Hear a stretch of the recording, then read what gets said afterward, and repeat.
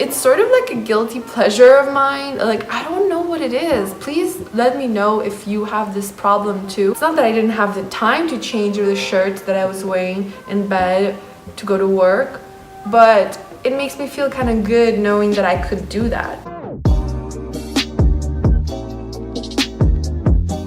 In the tropical chart, I would be Aquarius sun, and in the sidereal chart, I would be a Capricorn sun. I think that both of those really do suit my personality. Let's see what this quiz tells me that I am. Alright, so the first quiz we have today is from Magiquiz, and it is called Can We Guess Your Zodiac Sign Based on Your Personality? Question number 1. You've been invited to a party where you won't know anyone. How do you handle it? I handle it really well. Actually, I handle it probably better than going to a party with people that I do know. I think it's cool. It gives me a chance to meet new people, and I find it's more interesting to talk to new people than to people that you already know, because I pretty much just like ask them about their updates if I already know them, and it's usually nothing new. So people I don't know, there's so much to talk about, so much to discover. However, if it is a party I'm invited to where I don't know anyone, but I am invited by a boyfriend, then it's more nerve-wracking because I want the people in his life to enjoy me also, so I'm gonna feel stressed about it because the expectations are higher. So it depends on the expectations from me, for sure. Introduce myself to everyone and make new friends. Ask someone I know to please come with me. Hang out in the corner and worry that no one will talk to me. I find someone hot to flirt with. That's a good one, actually. Introduce myself to everyone and make new friends. Yes. Question number 2. Which of these natural elements are you most drawn to? Fire, water, air, and earth. I would probably go with earth, and the reason why is because I was always most attracted to earth characters that have superpowers to control the earth or to control plants or something like that. For example, Teen Titans, there was this character, Terra, and she can control the earth. She can take pieces of the ground and attack people with it. She can cause earthquakes.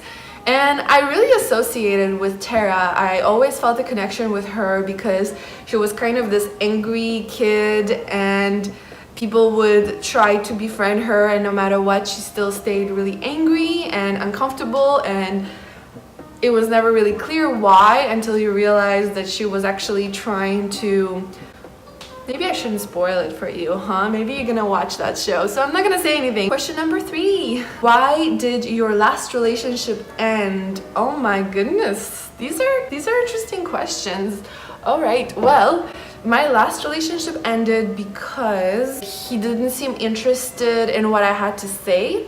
I guess that would be the answer. He did not really like me, I don't think, you know. To give you a specific example, one time I went out with him to a bar, and this was at a time of our relationship where things were going really badly. Like, we wanted to end things. I definitely wanted to end things, and he was just trying to work them out, even though I didn't really understand why you would want to work things out if we're clearly not compatible. Like, why? But he did. He was a Libra, you know, never letting go, wanting to keep the bond together, keep the relationship going. So I was telling him a story about what happened to me that day, and he looked at me and he was like, okay, can you hurry up and get to the story? And I'm like, but this is the story. Like, I'm telling you the story. The whole point of this conversation is to just have a conversation. It doesn't have to get from A to B, you know? It's just a conversation.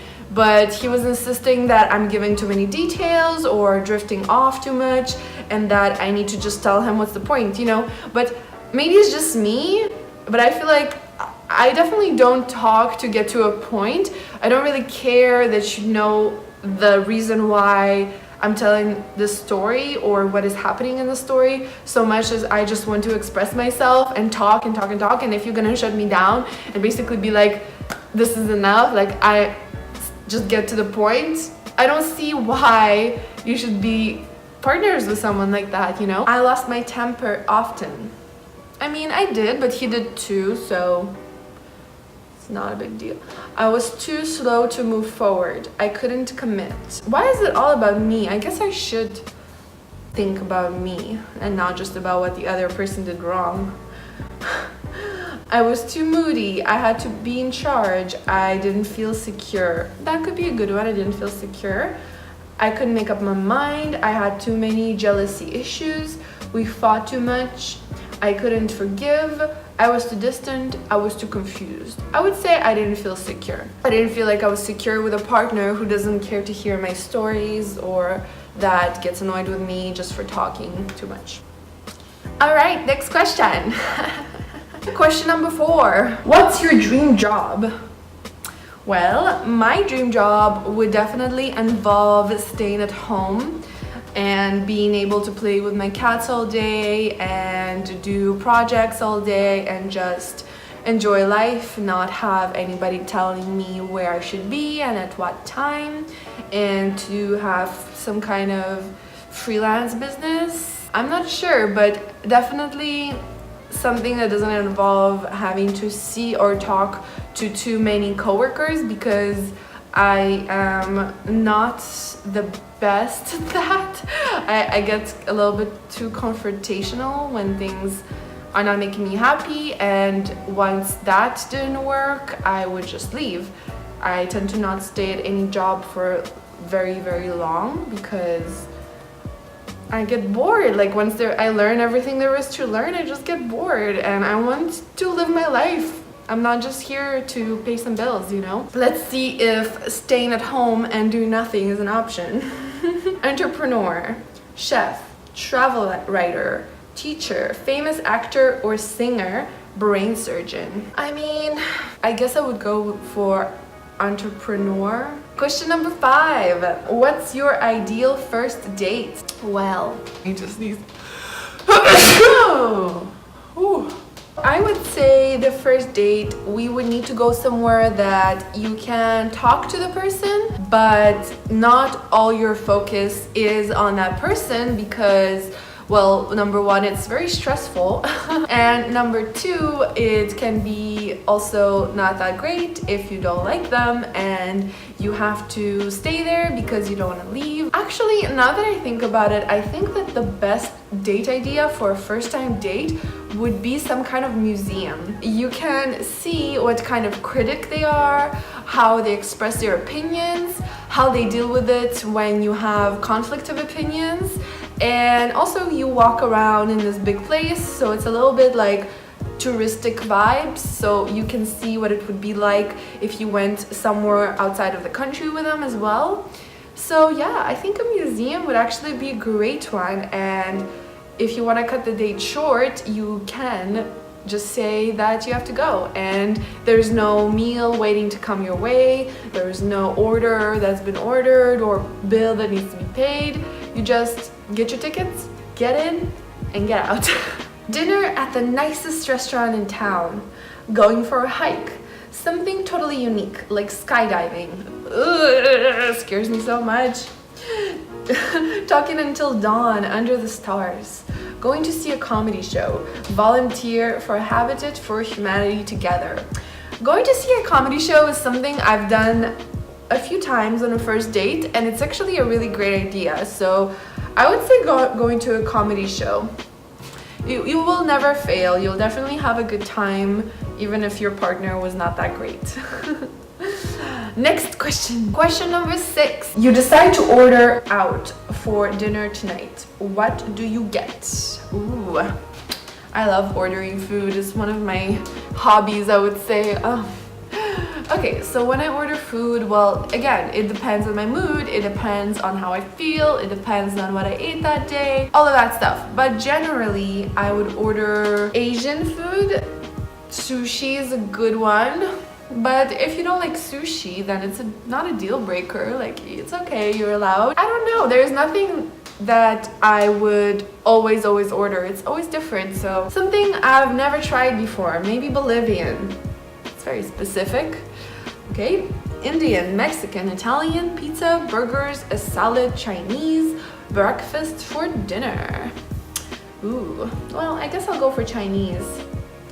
All right, This is it, guys. This is the final moment we've been waiting for. This is where we're gonna know what zodiac sign my personality is like. Oh, it's just the next question. I thought that we're gonna go to the results. Let's go to question number 7. Which reality show do you feel like binge watching tonight? I love watching 90 Day Fiancé. I love watching Divorce Court, Couples Court, Paternity Court. Anything that has relationship conflict I find to be pretty fun, especially if it's dating. Like, those are my favorites. You know, I don't like to watch a marriage crumble after 25 years, of course not, but I do enjoy like the dating situations where you date someone and discover they're an idiot after like a month. That's life. That's what life is like.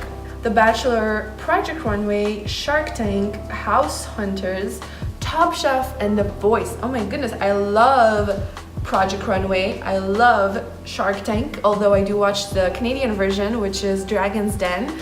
And I watch both versions. I find the Canadian version to be much better. I think the Shark Tank, the American version, is a little bit too dramatic, is a little bit too, like, I don't know, for the show. I'm sure they all are very much unrealistic in a lot of ways, but I don't know, I just don't like the cattiness in Shark Tank. They just don't seem very nice. They just seem like sharks, which is fine. You know, you should be a shark, but you should also be a human. Half human, half shark, man. So from those options, I would definitely go for Project Runway, because I love Project Runway and I've never seen a season that I didn't enjoy. It's always very entertaining. It's one of those few shows that has like unpredictability to it, kind of like Drag Race, where you don't really know what's gonna happen from one challenge to another. It's all really cool and fresh. They don't just follow one particular model every single episode, kind of like America's Next Top Model, which is always the same and always so like, ugh. I think that's why it kind of went down with the time. Like, it used to be so exciting and now it's just like, it's not the same. It's not the same, girl. Number 8. Which magazine would you choose at the checkout stand? That's really easy because I was a big reader of Glamour when I was a teenager. I had a prescription. I had a subscription to Glamour and also 17 magazine and Elle. I think those were the 3 magazines that I enjoyed back in my magazine days. Now I am more of a Pinterest type of girl. I think that it's really wasteful to have a magazine stack up every month or every few weeks. So yeah, I stick to the internet now, but I used to love magazines. They're so much fun. You find such weird things there. Bon Appetit, Us Weekly, Psychology Today, The Sunday Times, Travel, Forbes, Vogue. Well, today I wouldn't go for a magazine like Glamour. I would go for definitely something to do with household or cooking, something like that. I really enjoy learning new tips and tricks about how to take care of your house, how to make something cool in your kitchen. So Bon Appetit sounds like it would be what I would go for. Question number 9. Which of these is most important to you? Success, romance, stability, knowledge, freedom. I could live without success. I could live without romance, I guess. Stability, I guess. I would have to go for freedom because I just feel like none of these would be really valuable if you didn't have your freedom also, right? How can you be happy being successful or having a relationship but without having your freedom? Doesn't work. It doesn't work, girl. Question number 10. If someone were to call you a contradiction, it would be because you're... Well, actually, I get called that all the time. I think it's because I am super open-minded, but then at times I shut down and I don't really understand where other people could be coming from. And I tend to take it really harshly and personally if it's something that offends me. So yeah, I would say that it's my ability to be open-minded, but then also not really be open-minded when it hits close to home. Innocent yet daring, conservative yet sensual, curious yet easily distracted, tenacious yet lazy, helpful yet mildly cruel. I would say that one, yeah. Detail-oriented yet messy, charming yet apathetic, radical yet intolerant, optimistic yet sad, honest yet manipulative, caring yet cold, inspired yet pessimistic. I would say inspired yet pessimistic, definitely. I definitely complain a lot to the people that are close in my life. I have such grand ideas about what I want to do with my life and where I want to go, yet I get really pessimistic sometimes and feel like those things are just not gonna happen for me because I will not work hard enough, or I don't want it hard enough, or I don't know, not everyone who wants something gets something. That's the thing. Like, people always tell you, you know, like just work hard for it and you'll get it. Yes, but not everyone who works hard gets what they work for. It's all about perspective. It's all about how you see things. It's all about how you see success. So at the end of the day, you might not get all what you want. You have to morph your own perception into making you satisfied. Question number 11. Everyone has bad habits. So what's yours? Well, my bad habit is probably not doing a proper morning and night routine. So I tend to not brush my teeth at night, and when I wake up in the morning, I don't always wash my face. Sometimes I just wear the thing that I wore when I went to sleep, and it's sort of like a guilty pleasure of mine. Like, I don't know what it is. Please let me know if you have this problem too. I mean, it's not really a problem, but if you have this characteristic that you like to do certain things just because, like, it's not that I didn't have the time to change the shirt that I was wearing in bed to go to work, but it makes me feel kind of good knowing that I could do that. The answer would be bad hygiene, maybe. I daydream too much. I'm too bossy. I can never make up my mind. I always assume the worst. I have a hard time letting go. I gossip too much. I would definitely say too bossy and have a hard time letting go. And assume the worst too. I do always assume the worst. I'm gonna go ahead and say that I have a hard time letting go. Number 12. Pick an animal. Any animal. Fish, sheep, bull, eagle, crab, lion, swan, canary, scorpion, horse, goat, whale. Oh my goodness, that's a lot. How am I supposed to choose this? Based on what? What is the criteria of my choosing? I guess I'm gonna go with fish because fish has the most variety. It's the only thing that I like to look at and eat. All of the rest, I'll just look at them, and some of them, I don't even want to look at them. Oh my god! So, fish. Question number 13. Which of these words best describes you? Adventurous, reliable, determined, compassionate, outgoing, idealistic. It's so weird to have to say something good about yourself, you know? Like, what's your number one personality that describes you? I don't know, ask my friends. Okay, let's go by elimination, okay? Idealistic, maybe, probably. And I think I'm reliable, but I wouldn't say it's my number one asset. Is like, I'm so reliable. Adventurous, I'm adventurous, but I know people who are way more adventurous than me. Determined, yeah. Next question. Question number 14. Which celestial body do you feel most drawn to? The sun, the moon, Mercury, Venus, Mars, Jupiter, Saturn, Uranus. I would definitely say Saturn because just based on how much I felt connected to Sailor Saturn in Sailor Moon. So she has this like hard exterior personality, really rigid and really taking things too seriously. Question 15. Which of these is most likely to keep you up past your bedtime? Okay, so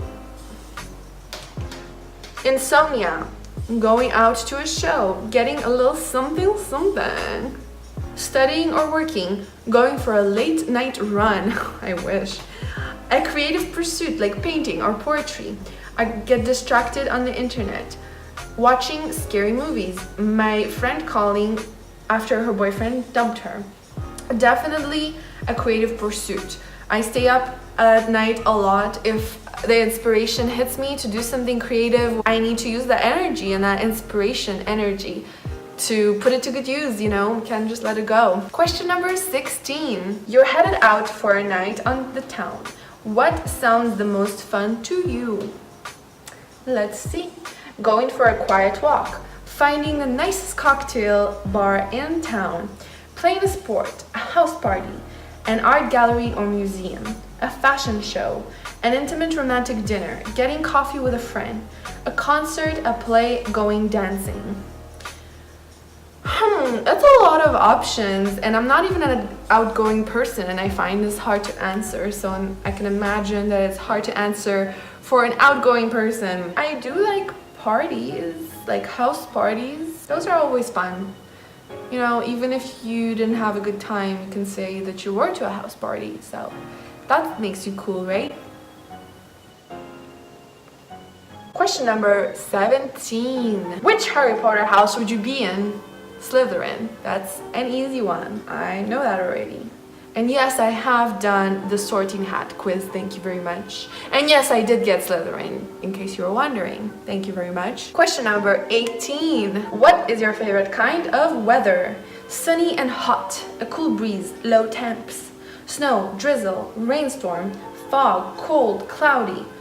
A cool breeze, low temp. Why would you choose anything else? Like sunny, hot, okay, fine, I get that. That could be fun.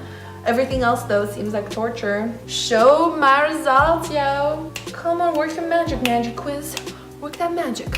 What? Oh. They actually guessed the Capricorn sign. What? Cool, you're totally a Capricorn. Share your results with your friends. Wow, I am actually kind of mind blown right now. I did not expect that. I mean, I have to put the computer down for a moment because that was really impressive. Good job, Magiquiz. Good job. You're considered to be the most serious sign of the zodiac. As an earth sign, there is nothing more important to your life than family. You're a master of self-control and have the potential to be a great leader or manager, as long as it is in the sphere of business. You're very trustworthy and people always come to you with their secrets. You can be a bit dictatorial, but that's only because you usually know best. I agree. I do know best.